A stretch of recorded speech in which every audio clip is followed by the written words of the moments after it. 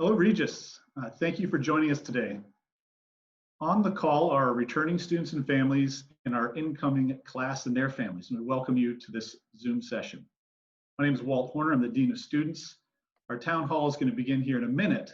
We're in the process of finalizing and admitting final participants from the waiting room. Please be aware that due to the size of the meeting, you've all been muted and their video disabled. It's not that we wouldn't love to see your smiling faces, but we're trying to avoid the dreaded Zoom bomb. We've collected nearly 50 student questions from students and families thus far. And if you do have a question during this session, please be sure to submit it during the chat function. You can see that in the bottom right-hand side of your Zoom screen. If folks are unable to attend, we're going to be recording this session. It'll be shared with the greater Regis community.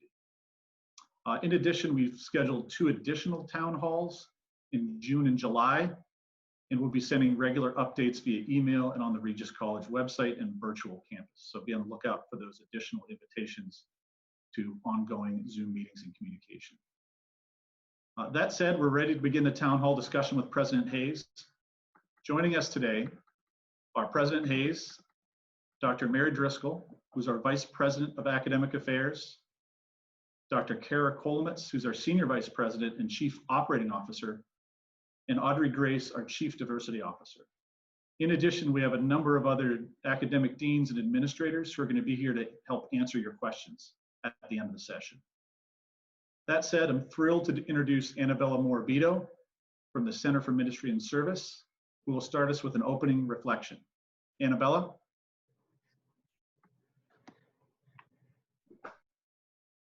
Good afternoon, everyone. My name is Annabella Morabito, and I serve as the Associate Director at the Center for Ministry and Service.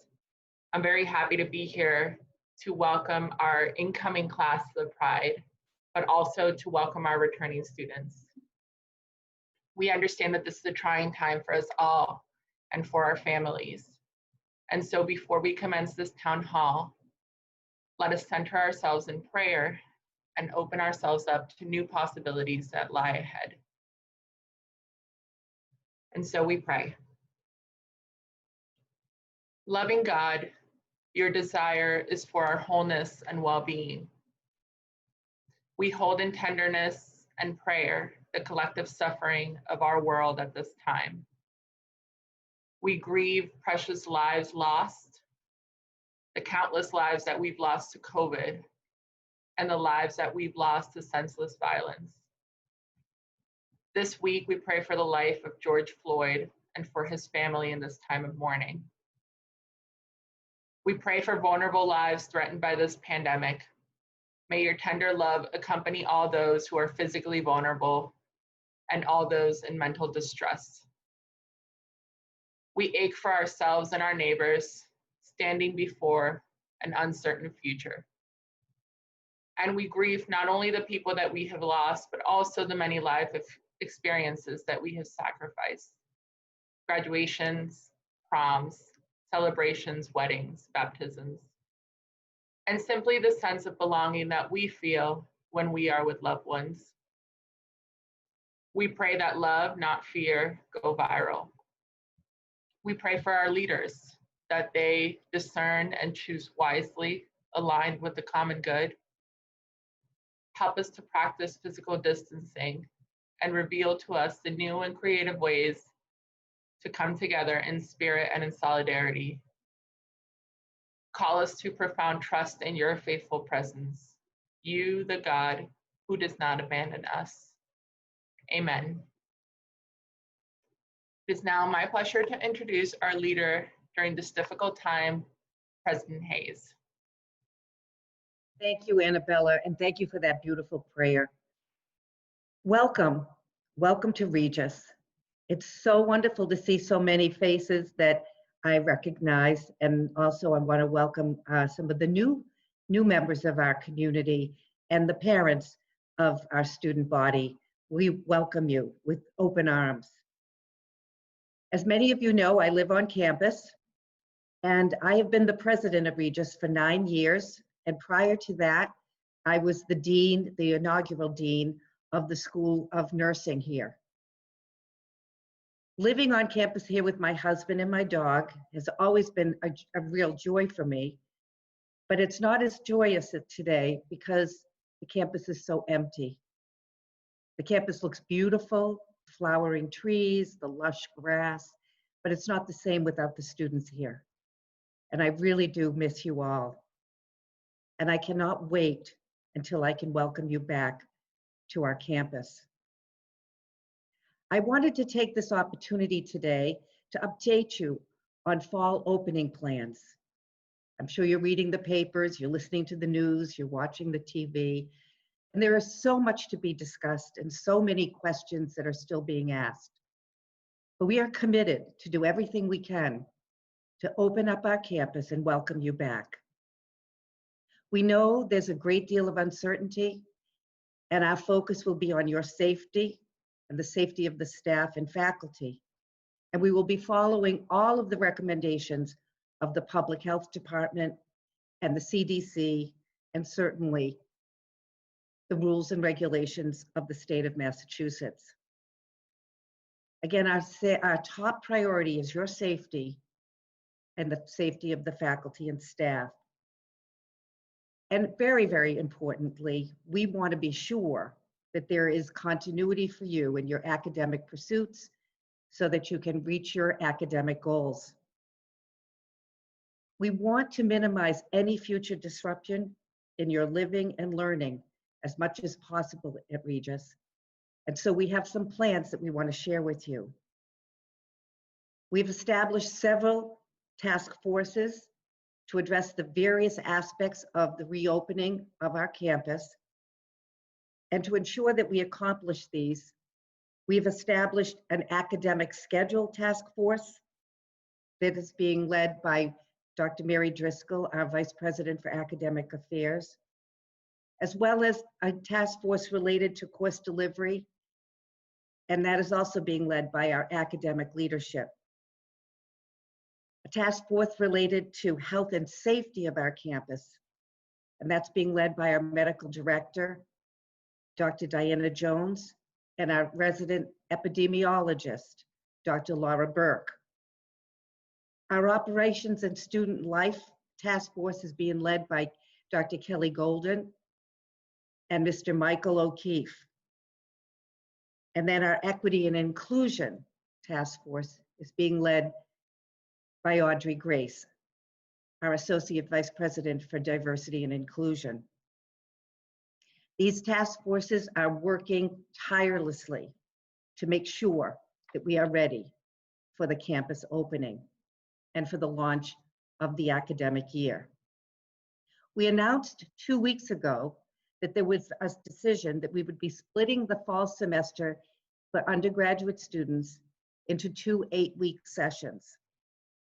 Vice President of Academic Affairs, Dr. Driscoll, will explain this in more detail and how the new academic year and calendar will be developed as well as scheduled. Before I hand anything over to Mary, however, I want to let you know that we are here for you. And we are really working very hard to create the best environment for you as you return to us in the fall. It will be a new normal. It will be a new Regis in many ways, but in most ways, we will be the same, welcoming all without distinction. I can't wait to see you on campus, and I do think of you often and pray for your health and the health of your families. And I give my condolences to those of you who I know have lost loved ones to this coronavirus. Thank you so much for being with us today, and I look forward to answering your questions in a little bit. Mary, you're on. Thank you very much, President Hayes, and welcome to all of you, returning students and our newest students. I'm one of the newest members of the academic community. I arrived here just as we were making the switch to remote instruction. And it has been a wonderful and interesting time to learn about a community, to watch it pull together. So I'm confident that the plan that we have for the fall will do the two things that we really think are very important in shaping our academic future. First, creating the conditions for your academic success as a student and making sure that we have continuity of instruction. And second, being nimble enough for us to toggle between remote instruction and in-person instruction when we are able to reopen and fully return to the campus. We're hoping that our academic calendar and the calendar for reopening come together very quickly. But I'm going to talk to you now about the academic calendar, which we are deeply engaged in planning for right now. As the president mentioned, we've decided to split the fall semester into two terms. The first and the second will both be 8 weeks. For first year students in particular, this is what you'll be following. We're going to start a little earlier than we thought we would initially. And as I said, we are going to split the full calendar of courses so that students will be taking fewer courses at a time. We think that that is a model that is best for ensuring the best conditions for their learning. And also will give us the opportunity to switch as we need to from remote instruction to in-person instruction. For those of you who are returning to campus, especially in clinical programs, such as nursing or some of the health sciences, we want to make sure that we create the conditions that allow you to get the required clinical hours that you need to complete your program. And so we're going to be beginning those as soon as the hospitals will let us do so at the same time in the summer. So we are going to be working in some cases there with a longer calendar, 16-week calendar for clinicals. What we didn't want to do in developing this plan is take time off the semester. We want to make sure that you get the full and rich instruction of an entire semester's work, even if it is split into 2 8-week terms. Advance the slide, please. Okay, so we are going to begin most likely with remote instruction August 17th for undergraduate students. And we expect to move from remote to in-person without academic interruption once phase 4 of the governor's plan is fully operational. That is something that we don't control, but we're paying very close attention and planning for that return to campus. We're hoping that campus residency will begin for at least some students around Labor Day.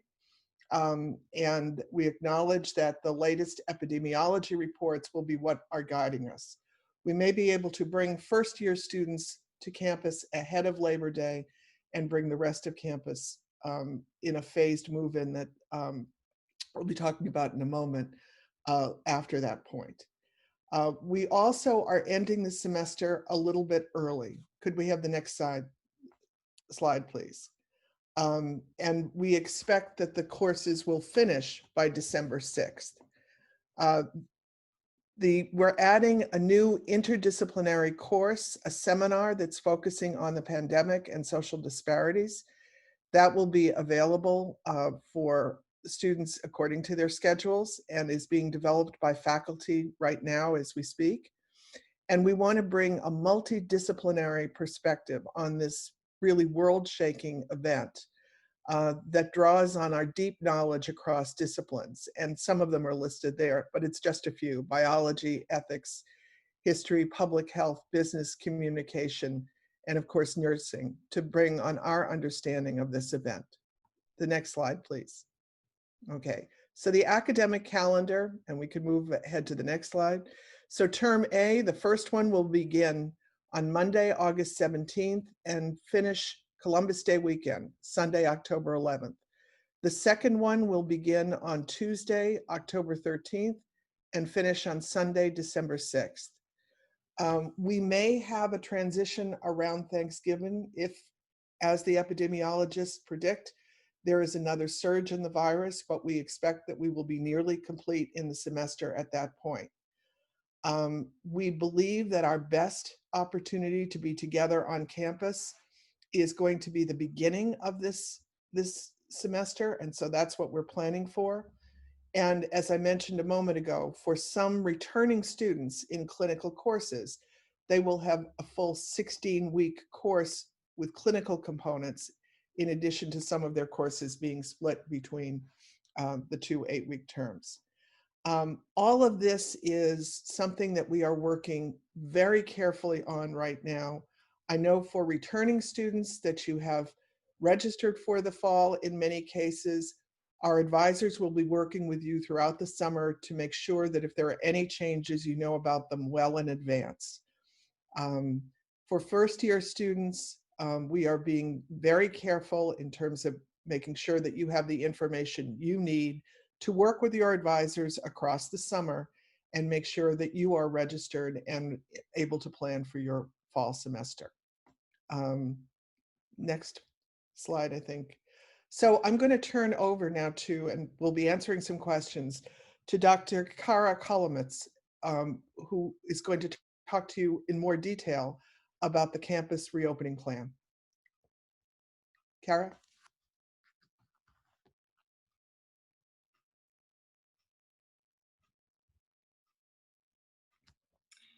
Good afternoon. Thank you, Dr. Driscoll. It's nice to be with you today. We are committed to our students and their education in all ways, including during this pandemic time when we will all, for some time, all of us need to learn to live differently for the health of all. This will be one of the most pronounced learning outcomes for you if you're a student, and parents for your student and their development. How to persist and maintain life pursuits during a pandemic. All of the guidance that I'm going to describe in just a minute is from the State of Massachusetts Higher Education Working Group under the auspices of Governor Charlie Baker and the Governor's Reopening Advisory Board. As Dr. Driscoll explained, higher education is slated for phase 4 of the Governor's Reopening Plan of our state. So we are dependent on phase 4 before we are able to open the campus. As of now, the time frame for phase 4 would be to begin July the 20th, therefore giving us plenty of time to prepare the campus for your arrival and the opening at the end of August. We're preparing to safely open for residential and in-person instruction, and the criteria that we use to be able to do this is, again, all state, federal, local guidelines and the local rate of infection as reported by the local Department of Health. Our team of medical experts fully support our rearranging of the academic calendar, the comprehensive development of protocols and procedures, our multiple strands of public health education for our many constituents. Our health and diagnostic structure will be fully appropriate based on the science we know now, and again, following all recommendations from the Association of Independent Colleges and Universities in Massachusetts, state, local, and federal guidelines. Our current plan for the health and safety of our student body will most likely require baseline testing prior to your arrival at campus, random testing and continuous monitoring, the development of isolation areas, and a robust contact tracing system, the understanding that you will be asked to move home if you become infected, mask wearing and mask protocol, daily screenings, abundant sanitation, symptom trackers, and most pressing for parents is the understanding that Regis, should your child become infected, has an established and strong relationship with our local urgent care and Newton Wellesley Hospital, as well as a 24-hour on-call medical service. The priority of care is of the utmost if your son or daughter were to become ill. Operationally, as Dr. Driscoll indicated, Our timeline is to structure a staggered move-in on or around Labor Day weekend with a full commitment to flexibility depending on what the science is telling us and all of our health protocols. Like move into campus will take much longer over a period of days than we traditionally have experienced. We certainly recognize the disruption that COVID-19 has brought to you and to your families, and we're adamant in our support for your successful re-entry during this unprecedented time. And again, helping you learn to live in a new way. That will include scheduled cafeteria times, accelerated sanitation, the elimination of traditional quads, four-person rooms, and education. Everyone knows that the public health implications with this pandemic require consistent understanding of how COVID-19 is spread, which means there will be mandatory faculty and staff training along with new student orientation training, assigned bathroom usage, and a staggered departure plan should the COVID rate of infection from the local health department be reported to be on the increase. Our athletic season is something that many of our students have asked about. Athletics is currently working on fall season options, most likely looking at a perhaps abbreviated fall season, depending on what our athletic conference deems to be appropriate for the outline of health and safety options. Financially, we're committed to reviewing room and board rates should the semester end early, and will continue to consider all work-study options for our students. If your son or daughter has to leave because they have become infected, we have various liberal leave of absence policies and incomplete options to ensure that you don't lose a semester academically or financially. It's important for you to be partners with us in learning to live in this new world. That's why we are looking forward to your participation in our planned regular town hall meetings. And we're certainly looking forward to welcoming our full class of new students at the end of June for our first year class orientation. I'd like to now pass the screen. You can advance the slide, please, to your Dean of Students, Walt Horner. Walt? I'm sorry, excuse me, Audrey Grace. My apologies, Audrey, thank you. Hi, everyone. I know that you all probably have a lot of questions at this time, and I want to get to them soon. But before that, just take a quick moment to introduce myself. Again, I'm Audrey Grace. I'm the Associate Vice President of Inclusive Excellence and the Chief Diversity Officer. I joined Regis fully remote. So I started when everyone was at home, and I did not get a chance to be on campus. And so like all of us who are joining a new community and who have been physically isolated for the past several weeks, this experience has made me reflect and revisit what it means to belong to a community. And even though I joined Regis without ever leaving my house, I have seen several things that makes Regis a strong community. I've seen an unparalleled level of personal attention and outreach to our community. I've seen a willingness to listen and understand the experiences of others. I've seen nimbleness. I have seen innovation.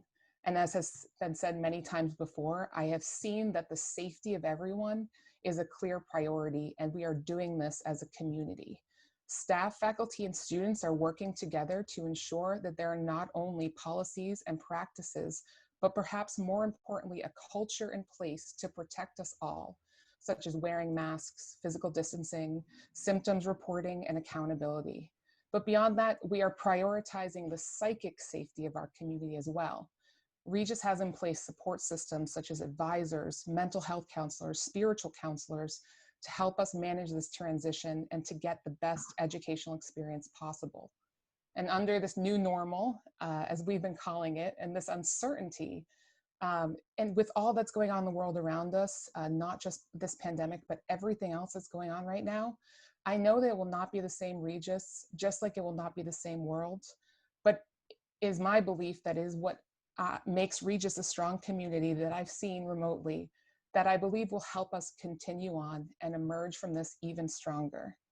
So with that, I will turn it to Walt and I'll help him facilitate the Q&A portion of this. Thank you, Audrey. We've got about a half an hour, which is excellent for us to review some of the questions that have come in. If you have a question that's come up since you've arrived to the Zoom meeting, go to the chat function and you can send that directly either to myself, which is Walt Horner, or Audrey Grace. We'll be sure to include those if we have time. We received about 40 to 50 questions prior to the meeting. We're going to go through some of those in a way that helps address as many of those questions as possible. And I think we're all aware some of the questions that you've submitted are excellent and some we don't have an answer to. So we're going to do our best to answer those that we can. And for those that we don't have a specific answer to, we'll make sure that those who are responding can address them in general terms in terms of what they're working on. But more importantly, Kelly Tuthill and her team, we have a virtual campus site where we have a section of frequently asked questions. And for those questions that are appropriate for that area, we'll make sure we upload responses to those questions as we get answers over the course of the next few months of our plan. So without further ado, what I'm going to do is I'm going through questions now. I'm going to identify an individual to answer the question, then I'll sort of rephrase the question and give that individual some time to answer. So the first question is for Michael O'Keefe. He's our Associate Vice President. He oversees our operations and auxiliary services. And we've received a number of questions related to sort of how will campus look, feel, and operate during the fall? Specifically, how do we ensure safety? And people ask questions about what does the dining hall look like, classrooms, lab spaces. So Michael, can you talk a bit about our planning process and some of the preventative measures that you're considering as you develop the opening campus plan? Yep, thank you, Walt, for giving me the opportunity. So our planning for the campus for this fall is focused, as you've heard, on the safety of students, faculty, staff, and our visitors. And it involves steps and guidance from federal, state, and local health authorities. And it's being spearheaded by that operations and student life group, along with our health and safety task force. So some of the things we are doing and planning are, we're implementing enhanced cleaning and disinfecting protocols throughout the campus. So that includes residence halls, computer labs, classrooms. It includes additional hand sanitizing locations and stations and increased disinfecting throughout the campus. We're also working to reduce or eliminate the need to touch high-touch area surfaces. And we're going to do that through technology and improvements, door openers, sanitary door openers in bathrooms, automatic lighting controls, and similar controls and technology. As you've heard earlier, we'll have new and improved signage to support the social norms that we will have on campus. Hand washing, wearing of face coverings, social distancing. We'll have, where appropriate, visual guidance on how people should navigate through certain spaces around campus. And we'll have signage where people will need to queue up safely in those areas where people may need to stand in a line or wait for something. We've also reevaluated all of the classroom, lab, and meeting space on campus to account for social distancing within those rooms. And we're also exploring additional spaces on campus that we can use for instruction, being mindful of that social distancing. And we're also making physical changes to spaces around campus. For example, at our post office, we've installed plexiglass to protect both the patron and the worker. We've done similarly at the campus police desk. We'll do additional work like that at the library front desk and other areas where students may need to interact with staff and faculty members. Well, you asked about the dining program. So we're working with our food service provider to determine the most appropriate seating arrangement with safety and social distancing in mind. We've also identified alternate seating locations and are including grab and go options for students so that they can make the choice of where they want to eat. And we're also ensuring that the food service provider adheres to strict sanitation policies at food service prep areas, and they have enhanced disinfecting throughout the dining establishments. We really do understand how important the dining program is to everybody's experience on campus. And I guess the last comment I would make is that, I think if you heard earlier, we know that federal and state authorities and their guidance on health and safety changes as science understands the virus better. So we will be monitoring those changes. We will be very nimble, and we will react to ensure that we have the best practices in place on campus. Thanks, Wolf. So thank you, Michael. The next question is, I think, at the top of everyone's mind, and both Mary and Kara addressed it, as well as President Hayes. And this is for Diana Jones, our medical director. She also runs our community health services program here. And it's focused on this idea that health and safety are at the top of students' and families' minds. So Dr. Jones, can you take a few minutes to talk about your collaborative work that you're doing with the Department of Public Health and others as we prepare for the fall, and the contingencies and the planning that you're doing in order to prepare the campus for the return of students? Thank you, Dean Horner, and welcome everybody. It's a pleasure to be here with you today.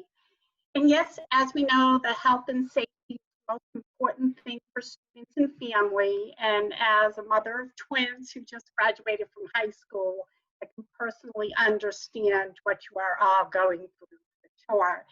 It's going to be an extraordinary effort, but the health services team has been working very closely with the local Board of Health, the DPH, and with many other departments across the campus. And I can assure you that we will be fully prepared to keep you safe every step of the way as we reopen the campus. We are currently working on our opening plan, which includes, as Dr. Kolomitz mentioned, testing. We're not sure what that's going to look like, but we are working on that. We're also working on our daily screening and also contact tracing, all in alignment with the Commonwealth's response to COVID-19, as well as the DPH and the CDC guidance that we will be receiving.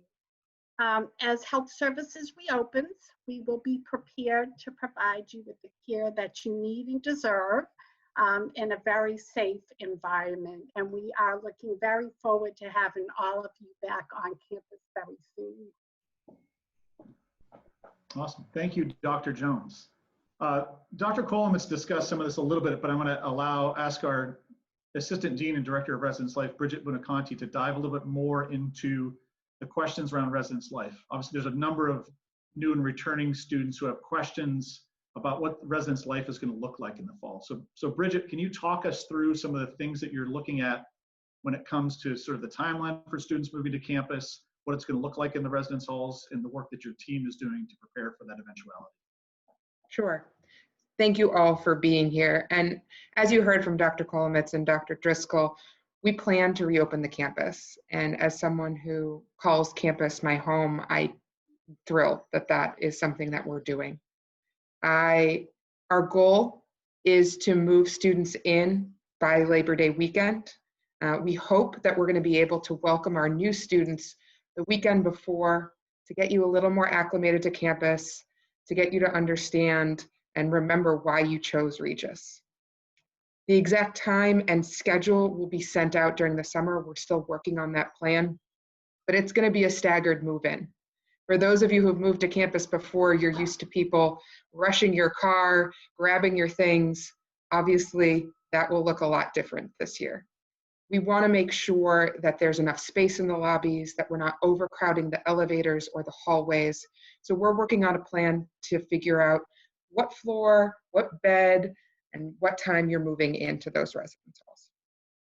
We know that the campus and residential experience will be different than you remember or different than you expected. But as Audrey and others have said, we're still Regis, and we're really excited to have you on campus. We're making these plans with the best guidance of public health officials, our professional organizations, and the governor. But we also want to hear from students because we want to make this the best on-campus experience for you. So if you've got an idea about how we move forward as a campus community, please reach out to myself, reach out to Walt, reach out to your SGA president. I believe Cole is on this Zoom call, and let us know what we can do to make this a really positive year. We know that this will look different. And as we plan for the joy of move-in, as others have said, we are also planning for what a scheduled move-out will look like and an unplanned move-out. We hope we don't have to do that, but we want you to know that those things are in our thoughts and we're making that plan. Thank you, Bridget. We've received a variety and a pretty significant amount of questions specific to different academic programs. So what I'm trying to do right now is sort of advance those questions to the right people at the right time. So I'm going to start with Dr. Driscoll, and so she can give us sort of an overview, a little more depth than what she talked about before when it comes to sort of the academic advising, questions about the schedule and how it's going to work in the fall. So some examples are students going to choose their A or and B term courses? Will they be chosen for them? Will some classes be 16 weeks instead of 8? Dr. Driscoll, can you talk a little bit about the work that you're doing and the deans are doing with faculty in the registrar's office when it comes to scheduling, advising, and planning for the fall semester in general terms, and then we'll get to more program-specific questions here in a second. Sure. We, one of the great things about Regis is that it has really superb student support and advising services, along with the work that faculty do to support students' learning. And we're going to take full advantage of those this summer. Those of you who are returning to campus know that we already had a fall schedule that was all set. What we're doing now is we're asking the deans and the program directors to revisit that in real time and decide which courses will be offered in the first part of the semester and which will be offered in the second term. Based on that, we're going to then be looking at every student's registration and seeing if we need to make any changes. And we hope to have the information that will be in the hands of the advisors to be working with students within the next couple of weeks and over the course of the summer to make any adjustments that we need to in your actual registration. We will have some 16-week courses for returning students that are in clinical programs.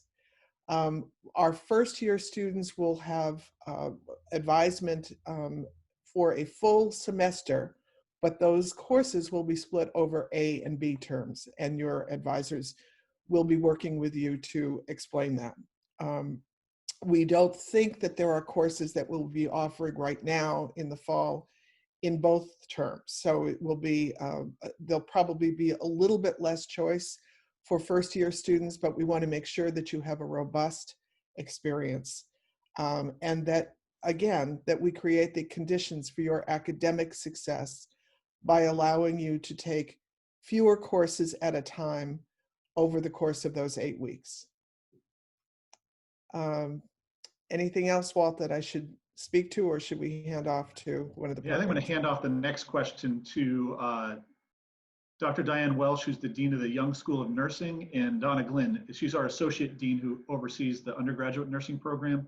We received a lot of questions from our returning upper-class nursing students specific to clinical, and we know that's sort of a heavy lift, and we know how hard the nursing program is working on that. So Dr. Welsh and Dr. Glynn, can you give an overview of the work that you're doing to prepare for clinicals for the fall semester for our upper-class students so they can get a sense of what they're going to be looking at for the fall?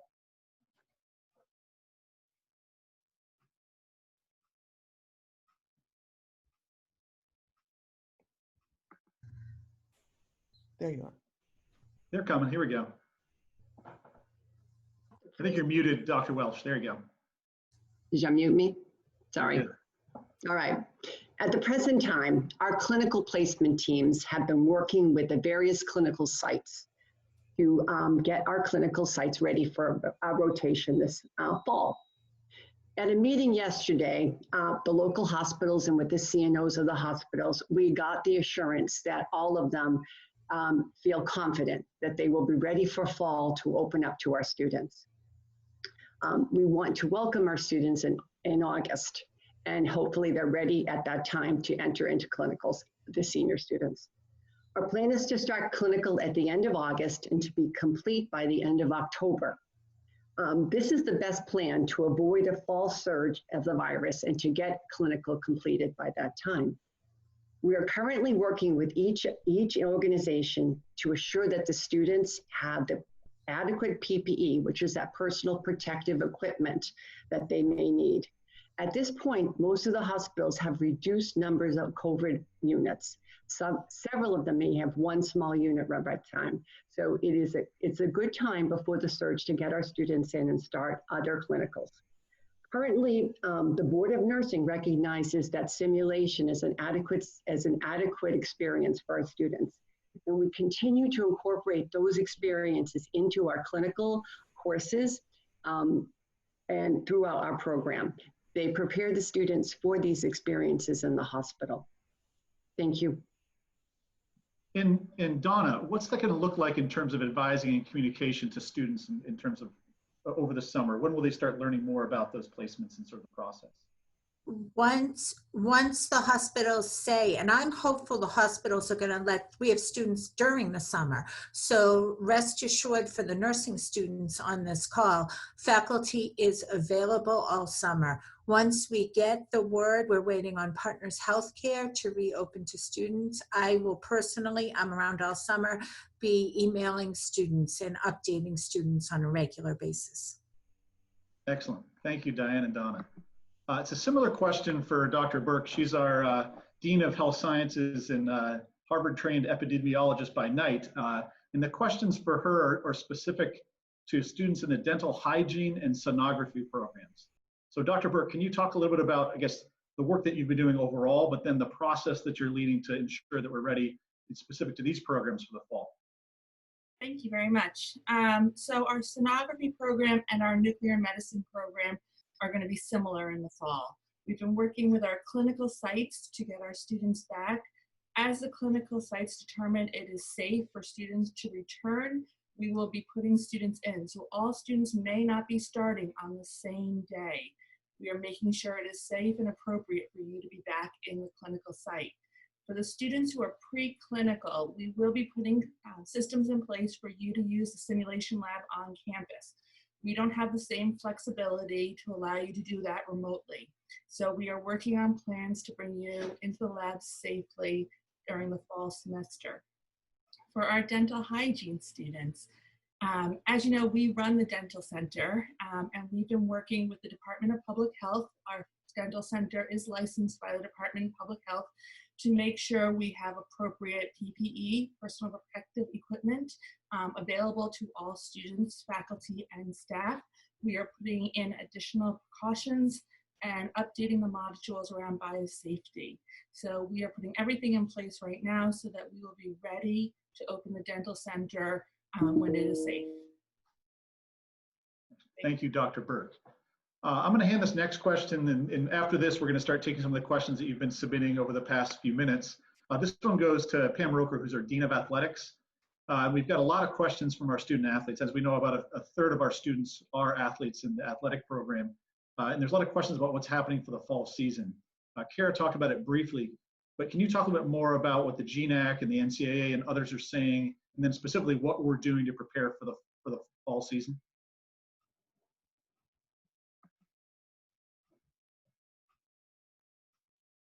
I think we need to unmute Pam. There we go. Oh, you're muted again, Pam. Go for it. There we go. All right. Thank you, Walt. Yes, a lot of moving parts, but I can tell you this, much like Dr. Hayes said about opening the campus, we're committed to doing everything possible to play this fall. We are working diligently. We have all of our coaches on this call today. They want to coach. I see returning student athletes and incoming freshmen. We know you want to play. So what we're doing on a daily basis is researching. There's a Sports Science Institute that puts out best practices. We want to make sure whatever we do, and every sport has its own nuances and challenges. We want to make sure whatever we do, whatever we roll out, we can do it safely.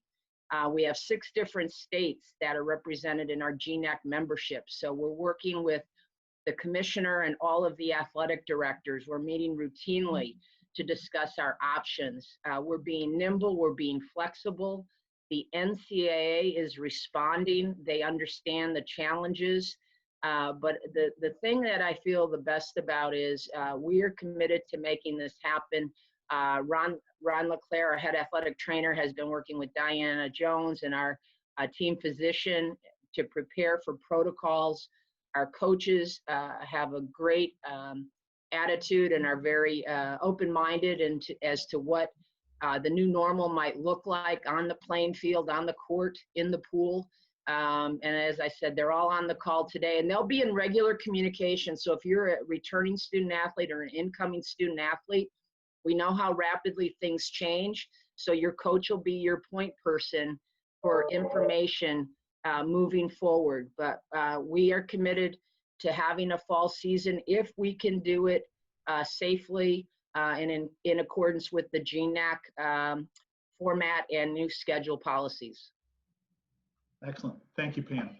We're going to now move to some additional questions that we've received over the course of the past few minutes, and I'm going to have Audrey and I sort of tag team these as they come in. And I'll start, and some of these are sort of nitty-gritty questions, but I'm assuming they'll be pertinent to other students as well. And I think the first one's going to, and maybe I can respond to this as well as Dr. Driscoll, and that's a concern from students about the virtual learning environment, the remote learning environment, in terms of if for some students it's not a good fit in their eyes. So to talk a little bit about sort of what we're doing to make sure that it's a rich learning experience for students and the academic supports that are in place, whether they be for students who need accommodations, for students who need coaching or additional tutoring and support. So I'll hand it to you, Mary. So we learned a lot this semester when we had to do this all at once with all classes. Faculty were asked to transition to remote learning in terms of planning for their classes on very little time, and students had to adjust to a fully remote schedule.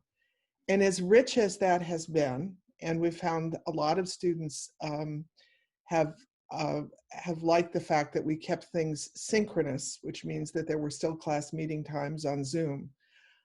We think that that's really at the heart of our planning, that we want to construct the conditions that make it, first of all, give faculty as much time as possible to prepare, allow us to focus on the courses that we think when we will be offering remote instruction work best that way, maintain a synchronous structure where it's possible so that we have the freedom, even if we are not in person, to be on campus, in person or on campus, to have virtual meeting times together.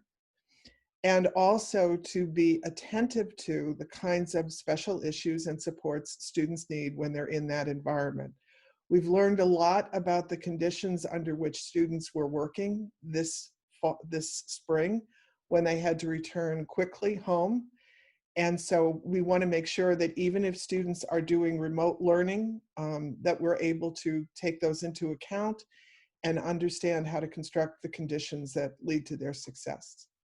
I'm going to keep you on the hook, and I'm going to ask Kara to join this one as well. And this is sort of those that are forward thinking, and they're talking about sort of what the spring might look like. Obviously, we don't know what the science is going to tell us, but what planning or what thoughts are happening now in terms of the spring, and what might that look like depending on sort of what conditions on the ground tell us? I think we'll know better in the fall. I mean, our priority right now is to make sure that we maintain academic continuity and do so in a way that allows us to fully exploit the possibility of bringing students to campus when it is safe. We are not making any commitment to radically changing the academic calendar for the spring, but we also think that we're going to learn some things, and we may decide that there are some pieces of this that are worth continuing. So as always, we'll try to keep everybody informed with what we know, but right now we're really focused on the fall. Awesome. And one more little, yeah, go ahead. I would say the same thing, but we are certainly nimble enough that if we need to implement a later semester or an early semester, you would anticipate that we would do that. Mm-hmm. Excellent. A few more academic related questions so I can keep Mara on the hook, and maybe the deans can hop in here too. One of the things that students are thinking about is what's the max number of credits that you could take during an A term or a B term? And then in terms of the process of delineating or determining sort of courses, it sounds like an advising question, but are there certain things when it comes to internships and things like that that that students should be aware of? Sure. So the one thing I want to emphasize is that the full-time requirements, that is to be a full-time student as an undergraduate, you have to take courses in A and B. If you take courses in only the B term, you will be considered a part-time student because we're not going to be offering the same number of courses. So you can't take 5 or 6 courses in just one of the term.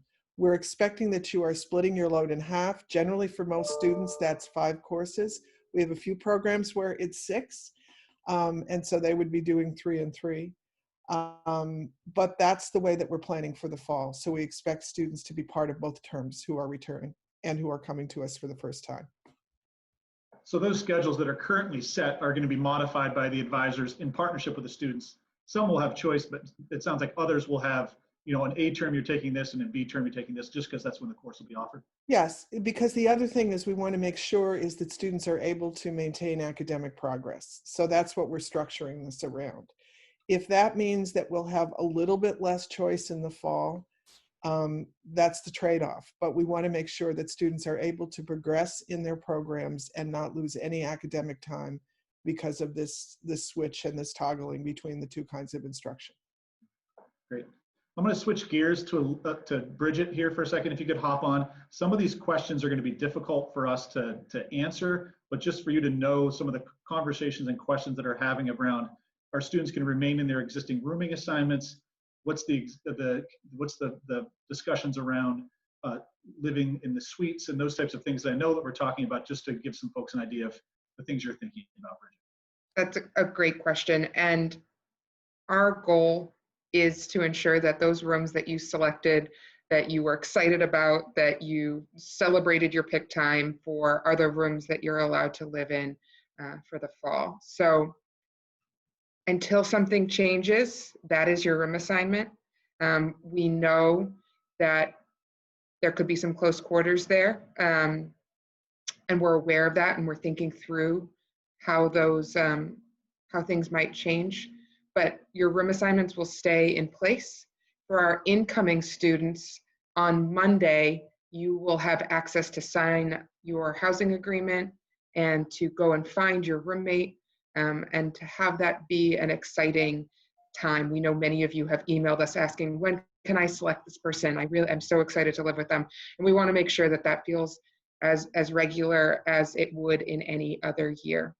If we do have to make changes to some of those high occupancy spaces, we certainly will, and we'll work with you. But right now we've made no decisions on changing any room assignments. Thank you, Bridget. There's some questions that are coming in. I'll have Audrey jump in here too if she sees some. I'm managing through a number of different questions. The process in terms of some of the programs, and this is for the accelerated nursing program for Donna and Diane. What's this going to look like? We've got a question from some students in this accelerated nursing program that are scheduled to graduate in December 2020. Dean Welsh, want me to take this? So all of the requests have gone in. In the fall semester, the accelerated students would be completing their preceptorship. All of those requests have gone into the hospitals, and we are very hopeful that we'll be hearing. We probably won't be hearing until August as far as the preceptorships for the accelerated bachelor's programs. And we have put even the requests in for, we've put in 2 to 3 requests for each student at a variety of different healthcare facilities so that we get people where they want to be in the fall. And I think, oh yeah, go ahead, Dr. Welsh. And I think I want to assure everybody that the hospitals are committed to bringing in the next group of nurses. They want to make sure that you are ready and able to join them at the hospital. So the preceptorships are probably going to happen. So be assured of that in your graduation.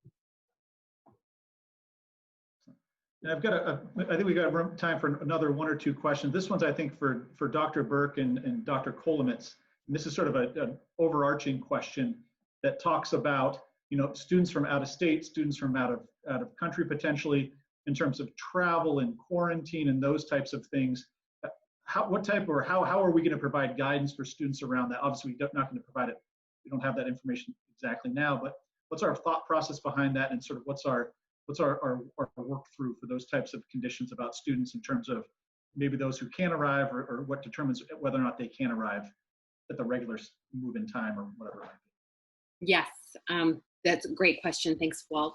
It will be important for us to have that travel inventory and know who is coming from where, and that is how we correlate the rate of active case to the level of concern. And so I would say that if you are an international student and you are able to get into the country, or if you are a student outside of the Cleveland area, you should begin to prepare in your mind that you would come to campus and be isolated, not in the room that you're assigned, in the separate room, until that waiting period is over. So that those are the provisions that we would put in place, that we've been guided to put in place. And I would also say it depends on from where in the country you come from, depending again on the rate of infection. Dr. Burke, did I get all of that right? Okay. You did. And I've got a last question before I hand it back to President Hayes. And this is around, it could be any of a variety of circumstances. It could be a student who's immunocompromised that can't be on campus for the fall semester, or a student who may need to return home. Dr. Driscoll, what's that look like if the class is scheduled to be on ground or hybrid in some phase like that? What's it going to look like if a student can only access that online? How's that going to look and feel? We know that there are both faculty who are immunocompromised, as well as some students may have issues, and we are committed to making sure that students can finish their work. So we will develop options as needed for students if they have to leave campus, in order that they can complete the work in the fall semester. Excellent. Thank you, Dr. Driscoll. There are a number of other questions that are coming in. We're just about out of time, and I wanted to give Dr. Hayes a minute to say goodbye and thank you. But for those questions that are out there, we've got them, we're recording them, and we'll make sure we get back to either you individually, or it'll be part of Kelly Tuthill's team and her work in making them part of our frequently asked questions on the website. And just a reminder, you'll be receiving information about our upcoming town halls, which will be scheduled in late June and late July. In addition, we'll be sending out regular correspondence from the President's office as we learn new things and make decisions. And obviously for those specific students, maybe if you're a student athlete or if you're a returning student in one of the specific programs that has some definitive things that we need to share with you, you'll receive those from your coach or your program director or your faculty members. But just wanted to, on behalf of Student Affairs, to thank you, and on behalf of our Student Government Association, who are all on this line, for their work in advocating for you as students, and also for parents and families to be up to date and given the most information, the most accurate information we can. So thank you for joining us today, and I'll hand it over to Dr. Hayes. Thank you, Walt, and thank you, team.